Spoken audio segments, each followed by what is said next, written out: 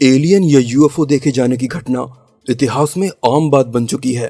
पूरे संसार में लोग एलियंस की घटनाओं को लेकर कई तरह की खबरों और अफवाहों से रूबरू होते हैं। लेकिन पिछले कुछ दशकों में मानव इतिहास में एलियंस को लेकर कुछ ऐसे दावे सामने आए जिनसे पूरा संसार चौंक उठा। कुछ लोगों ने दावा किया कि उनको एलियंस अगवा कर चुके हैं।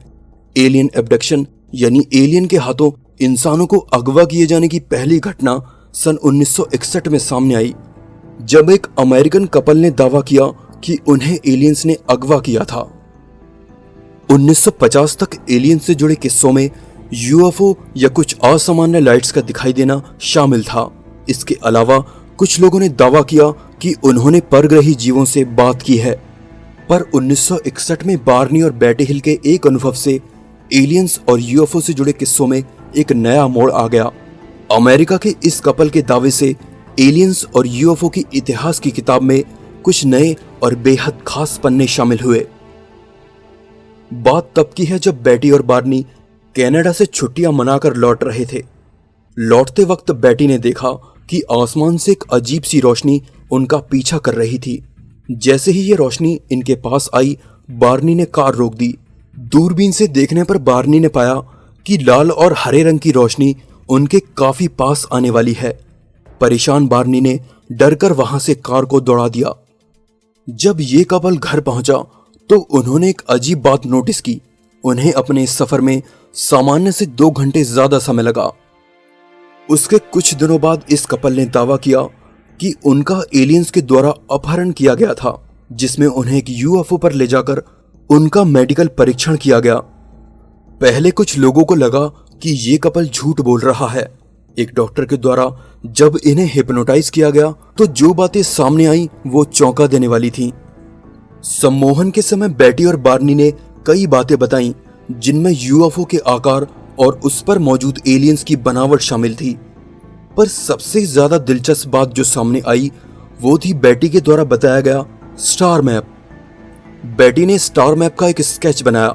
उसका दावा था कि उसने सितारों का ये रास्ता एलियन स्पेसशिप के अंदर से देखा था। संयोग से ये स्टार मैप दक्षिणी आसमान में मौजूद एक स्टार सिस्टम जेटा रेटिकुली से मेल खा गया। 1961 का ये एलियन एब्डक्शन केस पत्रकार जॉन फुलर की पुस्तक के जरिए दुनिया के सामने आया। इस खबर से पूरा मीडिया हिल गया और दुनिया एलियन एब्डक्शन पर यकीन करने लगी। एलियन एब्डक्शन की दूसरी सबसे मशहूर घटना न्यू इंग्लैंड के एक छोटे टाउन एलागाश के किनारे एलागाश नदी की है, जिसमें कैंपिंग ट्रिप पर गए 4 दोस्तों ने एब्डक्शन का दावा किया था। अगस्त 1976 को 4 दोस्त इस इलाके में कैंपिंग करने गए। यहां उनका पहला दिन एकदम सामान्य गुजरा, लेकिन उन्हें नहीं पता था कि अगले कुछ दिनों में उनकी जिंदगी पूरी तरह से बदलने वाली है।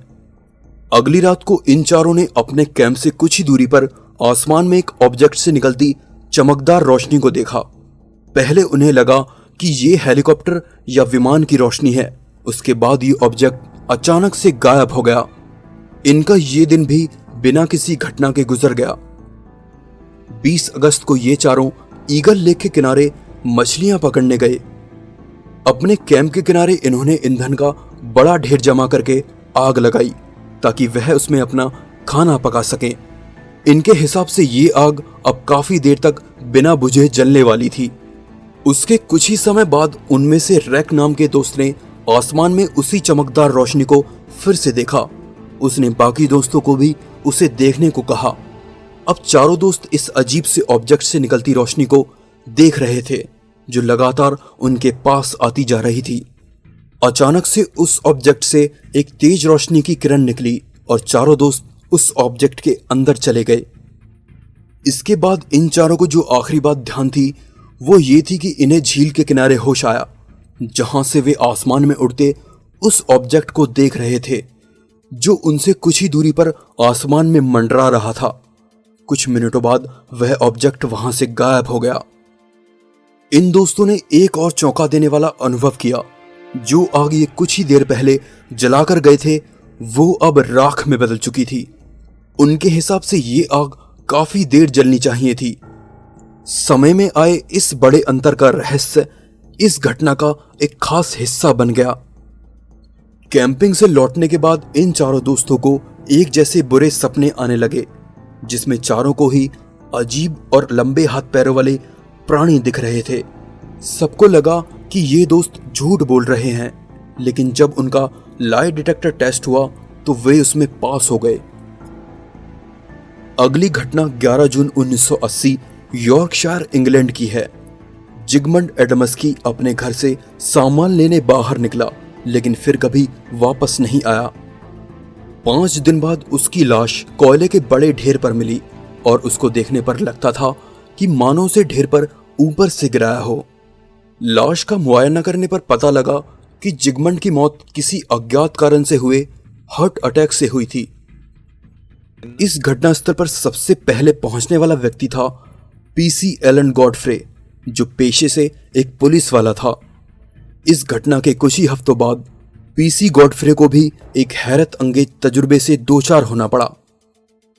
टॉड मॉर्डन, जहां से 3 किलोमीटर दूर जिगमंड का शव मिला था, वहां अपनी नियमित गश्त के दौरान गॉडफ्रे ने एक अजीब उड़नतस्त्री को देखा।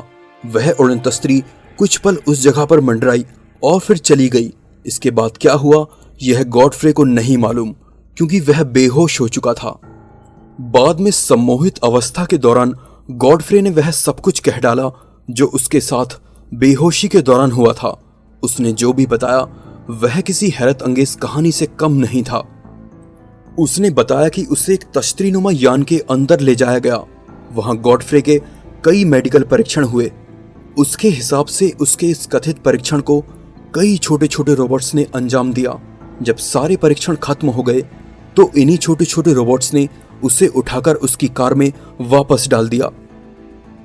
गॉडफ्रे की कहानी सार्वजनिक होने के बाद कई लोगों ने माना कि जिगमंड एडमस्की की भी रहस्यमय परिस्थितियों में मौत हुई, जिसके पीछे इन्हीं एलियंस का हाथ था। अगली घटना एरिज़ोना के नेशनल फॉरेस्ट की है।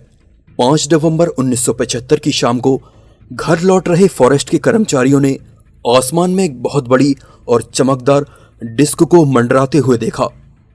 कुछ समय बाद अचानक से उनमें से कर्मी ट्रेविस वॉल्टन पर उस डिस्क से निकलती रोशनी ने हमला किया।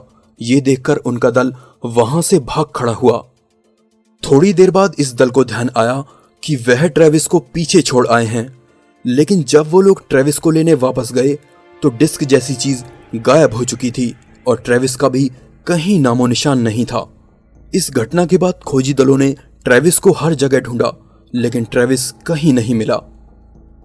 5 दिनों के बाद रहस्यमय तरीके से ट्रेविस वापस आ गया।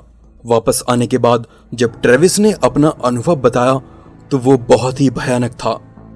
ट्रेविस ने बताया कि डिस्क से निकलती रोशनी ने उस पर हमला किया और एक बिजली जैसे झटके को महसूस कर ट्रेविस बेहोश होकर जमीन पर गिर पड़ा। उसके बाद जब ट्रेविस को होश आया तो उसने खुद को अजीब से प्राणियों के साथ एक कमरे में पाया। ट्रेविस ने भी ये दावा किया कि उसका लंबे और भयानक जीवों ने मेडिकल परीक्षण किया। हालांकि ट्रेविस के इस दावे को अधिकारियों ने झूठ कहकर खारिज कर दिया। ये घटनाएं अकेली नहीं थीं जिनमें एलियन एब्डक्शन का दावा किया गया था, बल्कि एक समय में आकर अमेरिका में ये घटनाएं इतनी बढ़ गईं कि सरकार को ऐसे केस की छानबीन करने के लिए एक नया डिपार्टमेंट बनाना पड़ा।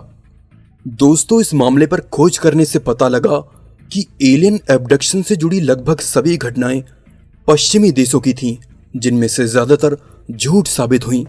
पश्चिमी देशों के अलावा दुनिया में कहीं भी ऐसी घटना ना के बराबर हैं। कुछ लोगों ने टीवी प्रोग्राम्स में आने के लिए खुद से झूठी कहानियां बना ली। वहीं चंद केस ऐसे भी थे जो हकीकत के काफी नजदीक थे।